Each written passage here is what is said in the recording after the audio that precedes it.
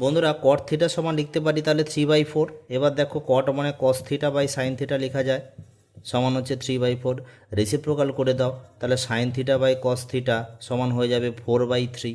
এবার দেখো কম্পোনেন্ট ও dividend use করলে আমি লিখতে পারি, দেখো sine theta minus cos theta একবার করলাম, কারণ আমি অ্যান্সারটাকে আনার জন্য প্লাস কস থিটা করলাম, তার মানে নিচটা এখানে অ্যাড করেছি আর সাবট্রাক্ট করেছি, তাহলে 4 - 3 হয়ে যাবে, 4 + 3 হয়ে যাবে 1/7 হয়ে যাবে অ্যান্সার।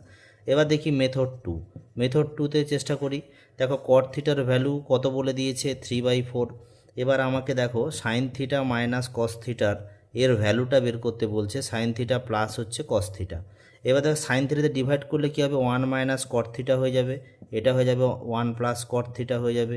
এবার 1 - কট থিটার ভ্যালু 3/4, এটা 1 + 3/4, অ্যান্সার হয়ে যাবে 1/4, এটা হবে 3/, সরি 3/, নয় 7/।